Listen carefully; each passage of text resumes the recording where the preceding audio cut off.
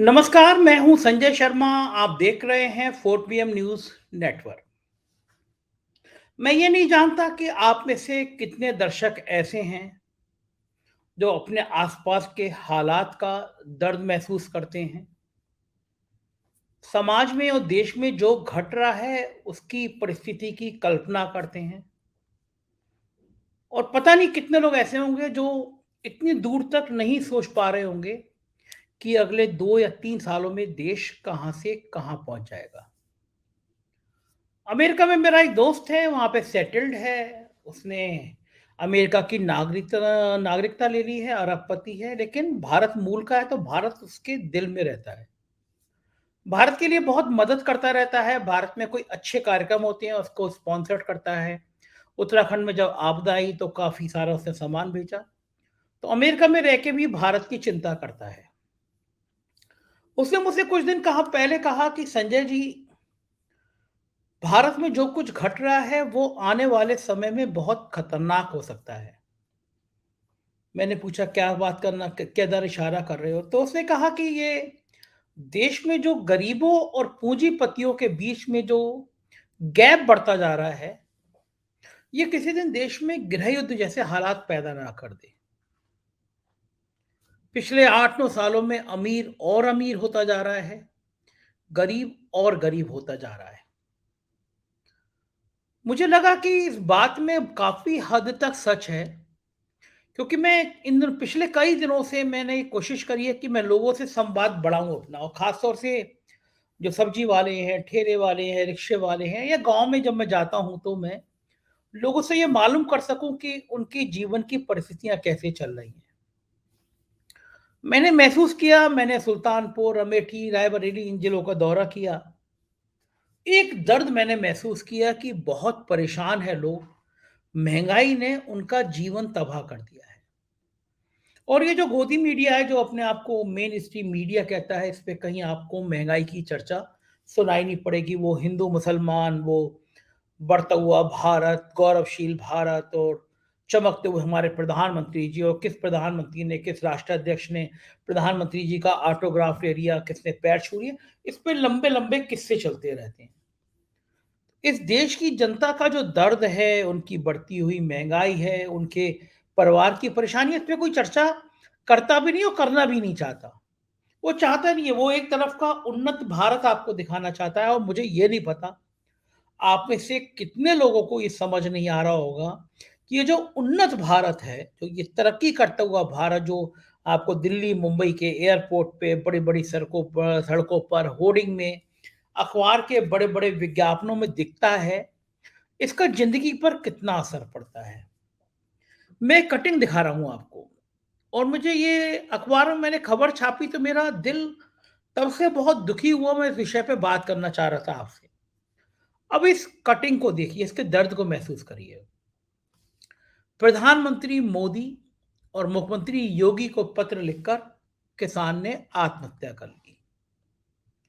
वो बढ़ते हुए कर्जे और साढ़ के हमले से बहुत परेशान था।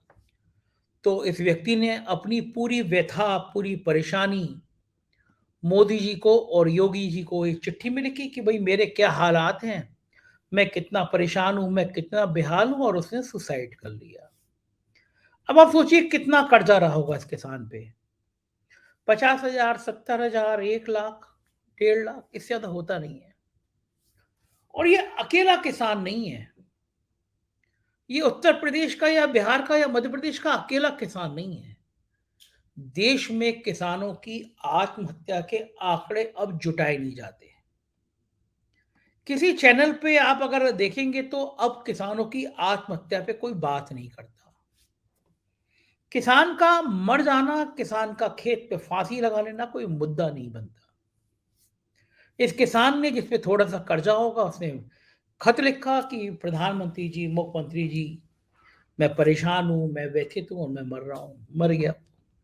कुछ फांसी लगा के मरते हैं, कुछ जहर लगा खा के मरते हैं, कुछ ट्रेन के आगे कूद जाते हैं। कर्जा कितना होता है? 50,000, लाख, 1.5 लाख।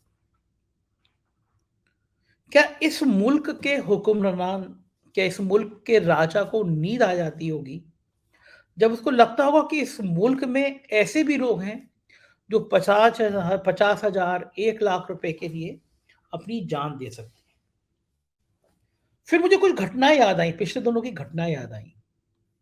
सुप्रीम कोर्ट में एक याचिका पड़ी थी और ये कहा गया था कि साहब हमने आरटीआई में मांगा, देते नहीं है, हमें 500 लोगों की लिस्ट सार्वजनिक की जानी चाहिए जिन्होंने बैंकों से, देश के बैंकों से हजारों करोड़ रुपए लिया, वो वापस नहीं कर रहे हैं।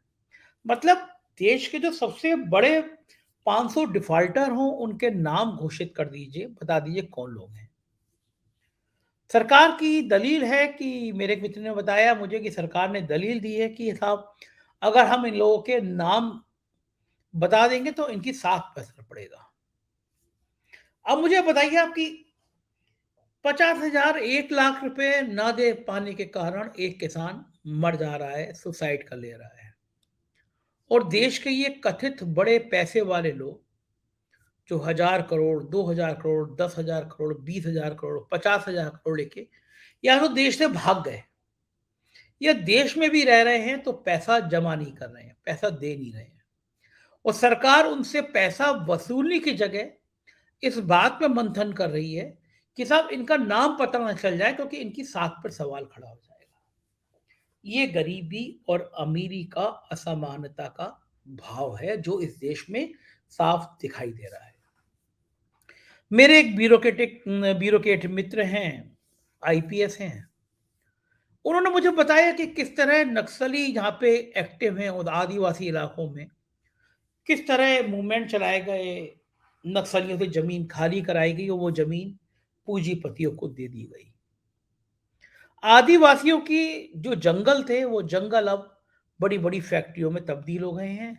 आदिवासियों को नक्सलाइट बताकर, नक्सली बताकर उन्हें कब कब मुठभेड़ में कैसे ढेर कर दिया कि इसके तमाम किस्से समाज में हैं, पुलिस रिकॉर्ड में भी हैं।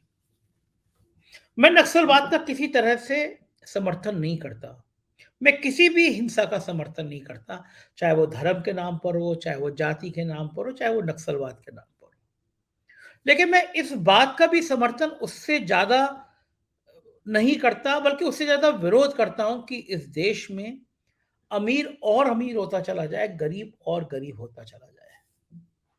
क्योंकि एक ना एक दिन फिर ये क्रांति का भाव पैदा करेगा। जब आदमी के पास अपने खाने के पैसे नहीं होंगे, जब व्यक्ति को अपने बच्चों की दवा लाने के पैसे नहीं होंगे, उसके इलाज के पैसे नहीं होंगे, फीस के पैसे नहीं होंगे, अस्पताल का खर्चा नहीं उठा पाएगा, घर नहीं होगा, रोटी नहीं होगी, तो क्या करेगा? दूसरी तरफ देश में देखिएगा कि कुछ बड़े लोग हैं जिनकी संपत्ति बढ़ती जा रही है और ताजा आंकड़े बताते हैं, सरकार के आंकड़े बताते हैं कि रोज लगभग 500 लोग इस मुल्क को छोड़ के चले जा रहे हैं, दुनिया में शिफ्ट हो जा रहे हैं। और उन 500 लोगों में से 90% से ज्यादा वो लोग हैं जिनकी नेटवर्थ 10 करोड़ से ज्यादा, यानी करोड़पति लोग देश को छोड़ छोड़ के भाग रहे हैं। क्यों भाग रहे हैं? जब आपका इतना बढ़िया आर्थिक उन्नति हो रही है, आप देश की 5वीं सबसे बड़ी अर्थव्यवस्था बन गए हैं, आप बहुत ताकतवर बन गए हैं, तो फिर देश छोड़कर भाग क्यों रहे हैं लोग? और वो भी करोड़पति लोग, पूंजीपति लोग। कारण ये कि सबको समझ आ रहा है कि देश को किस तरफ ले जाया जा रहा है। ये बात सबको समझ में आ रही है कि देश की आर्थिक हालत बेहद खराब है। हम दावा कर रहे हैं हम दुनिया की 5वीं सबसे बड़ी अर्थव्यवस्था बनने जा रहे हैं और साथ ही हम बताते हैं कि हम 80 करोड़ लोगों को 2 वक्त का राशन दे रहे हैं क्योंकि उनके पास जीने के लिए पैसे नहीं है। ये किसान मर जा रहा है, किसान फांसी लगा ले रहा है क्योंकि उसके पास कर्जा चुकाने के लिए पैसे नहीं है। आत्महत्या कर ली उसने, मर गया वो, क्योंकि चंद हजार, चंद लाख रुपया उसके पास नहीं है, खत लिख के मार गया। दूसरी तरफ गलती से बैंक ऑफ बड़ौदा था शायद, हाँ बैंक ऑफ बड़ौदा ही, उसने भारतीय जनता पार्टी के सांसद सनी देओल जी को 60-65 करोड़ रुपए के लिए उनके बंगला नीलाम होने का नोटिस लगा दिया। नियम भी यही है, अगर आप बैंक की किस्त नहीं देंगे तो बैंक आपकी संपत्ति नीलाम कर देगा। अब किसी बैंक वाले की इतनी हिम्मत कि वो बीजेपी के सांसद के, वो 60 करोड़ का कर्जा हो या 600 करोड़ का कर्जा हो, उसके खिलाफ नोटिस जारी कर दे। वो गजब हंगामा हुआ, बैंक को नोटिस वापस लेनी पड़ी, खेद व्यक्त करना पड़ा। आखिर सरकार इन सिर्फ इन पूंजीपतियों की क्यों सोचती है? इस गरीब किसान का क्या कर्जा माफ नहीं हो सकता था? लाख 1.5 लाख के लिए इसे जान दे दी, इसकी चिंता नहीं की जा सकती थी। लेकिन लाख वाला जान देते और बीजेपी का सांसद करोड़ों रुपए लेकर बैंक का पैसा ना दे, तब भी बैंक को धमकाया जाएगा, नोटिस दे दिया तो डांटा जाएगा। कौन सा समाज, कौन सा मुल्क बना रहे हैं आप? और मैं ये देख रहा हूं कि भली गोदी मीडिया के मेन स्ट्रीम चैनल बात ना करें, लेकिन समाज में धीरे धीरे ये बात बढ़ रही है, ये विद्रोह, ये परेशानी, ये बेचैनी बढ़ रही है। क्या कारण है कि लोग टीवी देखते नहीं? आप मालूम कर लीजिए, आप खुद भी और अपने अड़ोस पड़ोस से मालूम कर लीजिए। पूछिएगा उनसे, कब से तुमने टीवी चैनल चला के न्यूज देखी है? टीवी पे सास बहू के सीरियल, बिग बॉस, ये लोग देखते हैं लेकिन न्यूज नहीं देखते। अब उन्हें पता है ना कि न्यूज के नाम पर एक मौलाना साहब आ जाएंगे, एक पंडित जी आ जाएंगे, दोनों को लड़वाया जाएगा। अंबानी के चैनल और अंबानी जैसे तमाम चैनल यही कर रहे हैं। तो लोग सोशल मीडिया पे आ रहे हैं। आज अंबानी के चैनल के वो चोपड़ा जी ने एक ट्वीट किया कि चंद्रयान 3 के बाद करोड़ों लोगों ने इसरो के यूट्यूब पर देखा। मैंने नेटवर्क 18 अंबानी के चैनल का स्क्रीनशॉट लगा के ट्विटर पे ट्वीट किया। मैंने लिखा कि इनके 1 करोड़ 80 लाख से ज़्यादा सब्सक्राइबर हैं और नेटवर्क 18 के ये चंद्रयान वाले या बाकी वीडियो को देखने वालों की संख्या 500, 800, 1000, 4000 है। तो आप सोचिए, अंबानी के चैनल जिसके 1 करोड़ 84 लाख 80 लाख सब्सक्राइबर हैं, उसके व्यू पिछले 7-8 घंटे मैंने ट्वीट किया है, 1000, 500, 700, 1000, 2000, 5000, बस ज़्यादा नहीं जा रहे। फिर मैंने ट्वीट पे लिखा है कि आप 4 PM देख लीजिए इस अवधि में, हमारे कई वीडियो जो लाखों क्रॉस कर गए। तो मैं घमंड नहीं कर रहा, लेकिन ये कौन लोग हैं? ये कौन लोग हैं जो टीवी नहीं देखते और सोशल मीडिया पे अंबानी के चैनल को गरिया रहे हैं, दुत्कार रहे हैं? ये कहाँ से आ रहे हैं लोग? ये क्या इस मुल्क की आवाज़ नहीं है? और ये मुल्क की आवाज़ है तो लोगों को समझ क्यों नहीं आ रहा, सरकार को समझ क्यों नहीं आ रहा? मुझे लगता है, मुझसे एक बहुत पहले ब्यूरोक्रेट एक मित्र थे मेरे, उन्होंने मुझसे कहा था, राजा कान से देखता है। मैंने कहा इसका मतलब क्या हुआ? बोले राजा को अपने कान में वो बातें पसंद है जो उसके हित में हो, जो उसकी तारीफ में हो। जो उसकी आलोचना करने वाली आवाज़ें होती हैं वो उसको पसंद नहीं आती। तो मुझे लगता है कि प्रधानमंत्री जी ने भी अपने आस-पास वो सलाहकार इकट्ठे कर लिए हैं, वो लोग इकट्ठे कर लिए हैं जो केवल और केवल राजा की तारीफ करते रहें। राजा की आलोचना करने वाला कोई शख्स ऐसा ना आ जाए जो प्रधानमंत्री जी को आईना दिखा दे, जो बता दे प्रधानमंत्री जी परेशानी है, बेचैनी है, बेहाल है, गरीब हैं। अब प्रधानमंत्री की भी गलती क्या है? सुबह से शाम तक ऐसे ही दरबारी इकट्ठे रहेंगे। सुबह से शाम तक ऐसे ही चाकर इकट्ठे रहेंगे जो कहेंगे हजूर का इकबाल बुलंद रहे। ना आपसे पहले और ना आपसे बाद कभी कोई हुआ होगा। ऐसे लोग आपका जीवन तबाह करते हैं। ऐसे लोग आपके जीवन की बर्बादी की गाथा लिखते हैं। ऐसे लोग आपको किसी भी दीन का नहीं रखते हैं। अगर आपको ये नहीं पता कि आपके देश के गाँव में क्या चल रहा है, आपको ये नहीं पता कि छोटे से पैसे के कारण किसान आत्महत्या कर ले रहा है, आपको ये नहीं पता कि गाँव में भुखमरी के आलम हो रहे हैं, लोगों पे रोज़गार खत्म हो गए हैं और आपके चाकर, आपके दरबारी बता दें कि आप 5वीं अर्थव्यवस्था हो गए हैं, आपने क्रांति कर दी है महाराज, हर तरफ आपकी जय-जयकार हो रही है, आपके डंके बज रहे हैं। तो ऐसी चीज़ें इस देश में कई राजनेताओं को तबाह किया है ऐसी चीज़ों ने।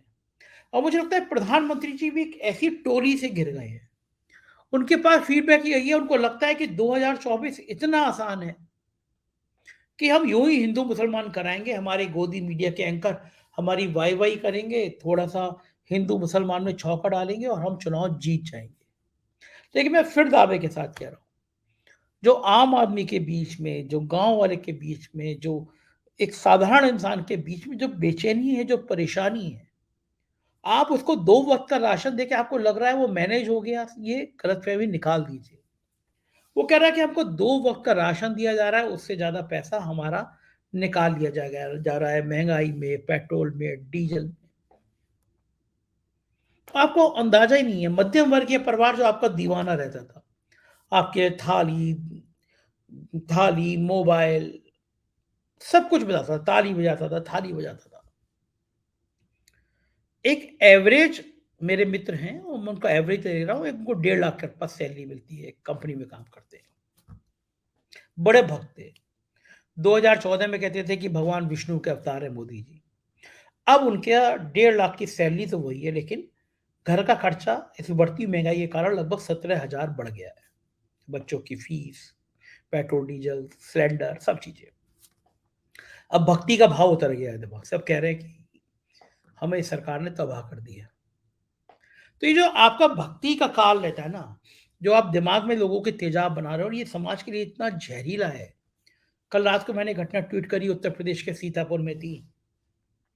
एक मुस्लिम लड़का था, नौजवान शौकत, उसको अपने पड़ोस में रहने वाली हिंदू लड़की से प्रेम हो गया। लगा शादी नहीं हो पाएगी, दोनों घर से बाहर चले गए, शादी कर ली। और पुलिस ने, घरवालों ने, लड़की के घरवालों ने मुकदमा लिखा दिया। शौकत को जेल भेज दिया गया। शौकत जेल से छूट के आया, लोगों को गुस्सा बहुत था।